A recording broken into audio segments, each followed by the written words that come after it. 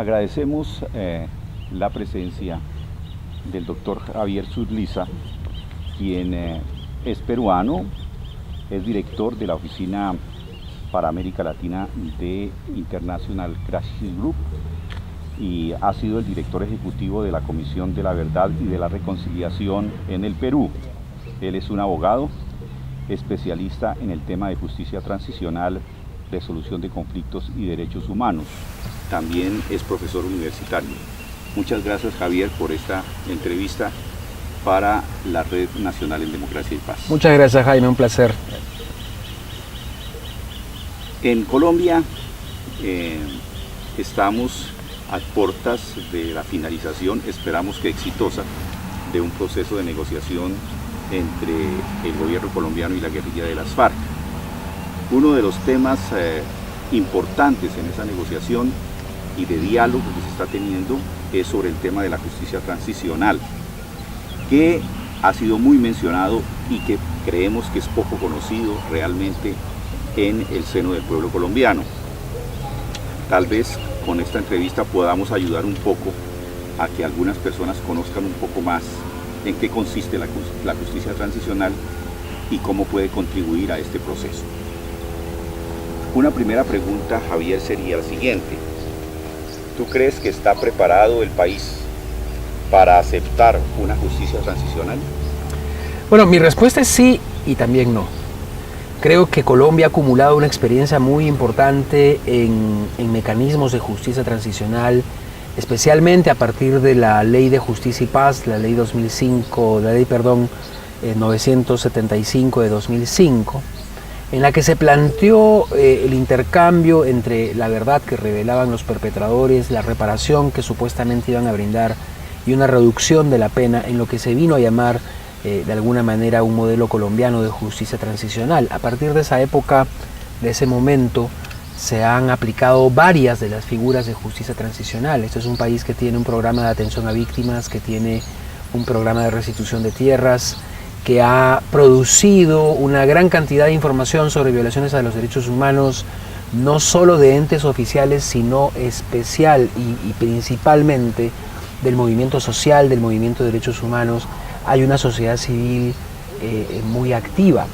Si se compara Colombia con otros países de América Central, de África, de Asia, podríamos decir que en Colombia hay una experiencia acumulada muy importante. Sin embargo, el proceso de paz con las FARC implica desafíos muy particulares, Jaime, en especial porque se trata por primera vez en Colombia de poner término a un conflicto armado mediante un acuerdo negociado en donde ambas partes tienen obligaciones vinculadas a los derechos humanos.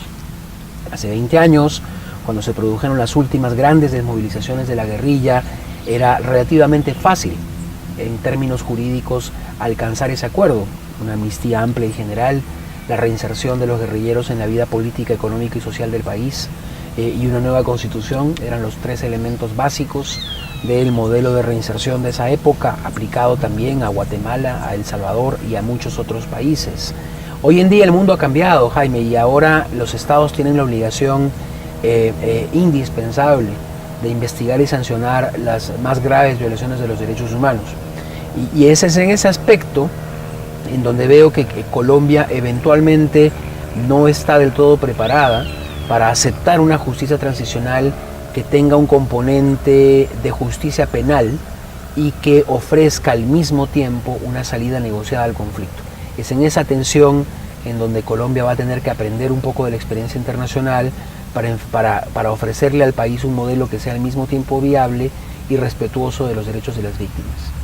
Sí, pero además en Colombia, usted sabe, hay sectores influyentes en la política que dicen que la justicia transicional conlleva impunidad.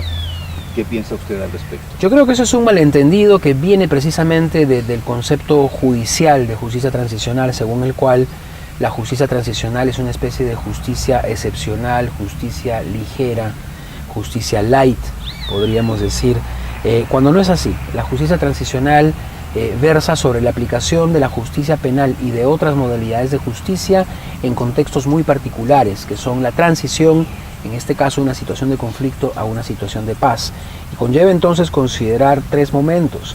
Primero es la negociación del acuerdo de paz, que es en lo que estamos ahora, que implica la participación lo más plena posible de los derechos de las víctimas en el temario y en la agenda. El segundo es el acuerdo mismo, que planteará probablemente mecanismos de justicia transicional que van a ser, Jaime, mucho más exigentes que la justicia penal. Es una comisión de la verdad, unas reparaciones entendidas correctamente, demandan un esfuerzo mucho mayor que 30, 40, 50 o 300 procesos judiciales. Aquí no se trata solamente de cuánta impunidad el país está dispuesto a aceptar, se trata de cuántos derechos el país está dispuesto a restituir a las víctimas. Esa es la pregunta que hay que hacer. Hay que dejar de pensar un poco solamente en el perpetrador y cómo se le garantizan la inmunidad o la impunidad y empezar a pensar en serio en los derechos de las víctimas. Muy bien, pero si la justicia transicional, como señalas, no es impunidad, ¿qué tipo de sanciones penales se pueden colocar a los perpetradores de violencia? Bueno, partimos primero por señalar que el esclarecimiento de la verdad respecto a todos los crímenes y violaciones de los derechos humanos es una obligación que no puede estar condicionada a ningún tipo de pacto político. Hay un deber del Estado de ofrecerle a las víctimas y a la sociedad una verdad consistente y un derecho correlativo de las víctimas a obtenerlo, sin que haya obstáculo legal o político que lo impida. Esa es la investigación y lo que podemos llamar el derecho a saber.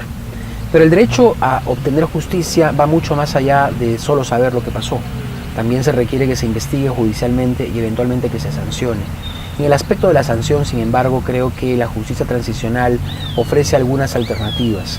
En primer lugar, no se puede pretender en Colombia ni en ningún país, en ninguna parte del mundo, que todos los crímenes y violaciones a los derechos humanos van a ser investigados, sancionados y todas estas personas van a ir a la cárcel.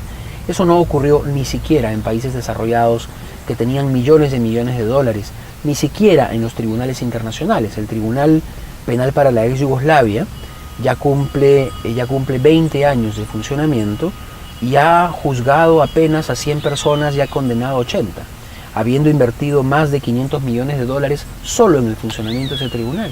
¿Cuánto le costaría y cuánto tiempo llevaría a Colombia pretender el juzgamiento de esas personas? Las penas alternativas entonces son una opción que la sociedad colombiana debe discutir y que el Estado colombiano debe plantear, y que pasa por considerar la prisión solo como una de las posibles sanciones.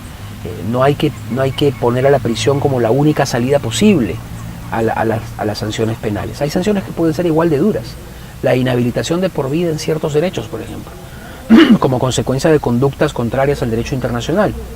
Yo creo, por ejemplo, firmemente, que los violadores de derechos humanos y los criminales de lesa humanidad no deben participar en política. Que los movimientos a los cuales pertenecen sí, perfecto, pero quienes tienen responsabilidad en estos crímenes deben ser inhabilitados, ¿no? Aun cuando no estén en cárcel. Y eso probablemente sea para ellos, para algunos de ellos, más duro que unos cuantos meses o años de cárcel y luego su participación en política. Y creo que también hay otro tipo de sanciones, como las restricciones de libertades, el confinamiento en determinados lugares. La experiencia en Colombia de los llamados gestores de paz o las casas de paz son un ejemplo interesante de lo que se podría hacer como reclusión alternativa a las cárceles colombianas, que sabemos al final lo que puede pasar si es que nos dedicamos a meter a la cárcel a cientos o miles de personas vinculadas al conflicto armado. Ahí no hay resocialización, ahí no hay reeducación, ahí lo único que hay es larvar el odio, prolongar las ideologías extremistas y evitar que este país camine hacia una reconciliación de a de veras. Otro tema que tenemos difícil es, algunas personas consideran que la justicia transicional es insuficiente y que puede llevar a que algunos sectores realicen la justicia por su propia mano. ¿Qué se podría hacer al respecto? Creo que la justicia transicional debe ser entendida como un proceso inicial a partir del cual la sociedad restablece la confianza de los ciudadanos en sus instituciones. Y una de esas instituciones es la justicia, que en Colombia, como en otros países que han pasado por procesos similares, carece de legitimidad y respaldo. Eso es un problema endémico en nuestras sociedades latinoamericanas. Y eso lleva efectivamente a tomar la justicia por la propia mano. En contextos de justicia transicional, por ejemplo en América Central, hemos observado esa tendencia preocupante, ¿no? Que es las venganzas entre los grupos o la prolongación de la violencia a través de bandas criminales o grupos tipo escuadrones de la muerte y demás. Por eso toda medida de justicia transicional debe estar orientada al fortalecimiento de las instituciones y no a su descrédito. Es este sistema democrático, es este Estado de Derecho el que va a tener que proporcionar ya no solo a las víctimas del conflicto armado, sino a las víctimas de prácticas criminales en general, una respuesta eficiente. Y en ese sentido, el simbolismo que implica la sanción de algunos de esos crímenes es muy importante, porque manda una señal de prevención, de que la justicia opera. Y finalmente, Jaime, quiero mencionar un tema que a veces queda un poquito soslayado en estas discusiones en La Habana, y es la importancia de la justicia comunal o las formas de resolución de conflictos a nivel comunitario. Creo que eso es un tema no debidamente valorado en Colombia, ¿no? En otros países como Perú, Bolivia, incluso Guatemala, existen sistemas más o menos consistentes de justicia de paz, ¿no? Que ofrecen alternativas para las sanciones penales y una oferta de justicia para evitar la justicia por la propia mano a las comunidades. Creo que eso es un tema digno de explorarse, que no está siendo muy valorado, que aun cuando tiene reconocimiento legal requiere una implementación, porque las comunidades al final difícilmente van a confiar en un juez, en un fiscal de una gran ciudad que viene y les promete hacer justicia, ¿no? Creo que la confianza en los temas judiciales pasa por la proximidad de los aparatos judiciales a las necesidades de la población. Muy interesante, me parece que entraste en otro punto que yo quería preguntar, en relación a la participación de la sociedad civil organizada en la construcción y aplicación de la justicia transicional.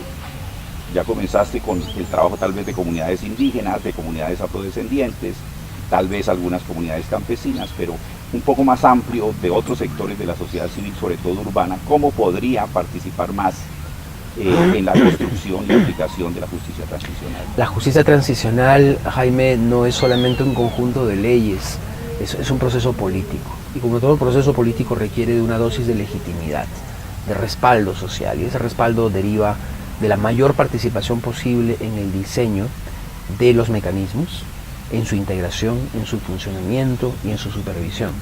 Es por eso que creo esencial para el proceso de paz y para los mecanismos de justicia transicional que se establezcan en el futuro en Colombia, que los colombianos y colombianas empiecen pronto un debate nacional con prescindencia de lo que se discute en La Habana en relación a lo que la sociedad quisiera fuera, por ejemplo, una comisión de la verdad en Colombia. Eso hay que tomárselo realmente en serio por la importancia que esa comisión va a tener en el proceso transicional colombiano.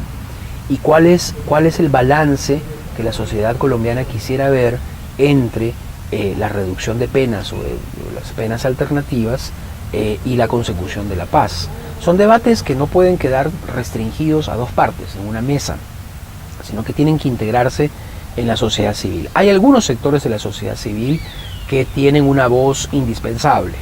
Creo que los medios de comunicación, con la labor investigativa que han hecho de violaciones a derechos humanos, tienen ahí una responsabilidad muy, muy grande. Los empresarios en este país, que ya han estado involucrados en diversas condiciones en temas de paz y resolución de conflictos, tienen que meterse a discutir el tema. Las universidades tienen que promover un mejor y mayor conocimiento de las herramientas de justicia transicional mediante diplomados, maestrías, certificaciones, etc. Y en general las organizaciones sociales como sindicatos, comunidades campesinas, organizaciones de vecinos tienen un rol que cumplir, ¿no? Acá nadie puede excusarse de que eso es un tema que va a ser debatido y resuelto allá, porque las consecuencias nos van a afectar a todos los colombianos y colombianas, van a implicar cambios que van a configurar un nuevo tipo de pacto social. Ahí creo que nadie puede sentirse ajeno. Gracias, Javier, por el taller que hemos tenido hoy en el seno de la Asamblea Anual de la Red Nacional de Democracia y Paz, y por esta entrevista. Muchas gracias, Jaime, un placer.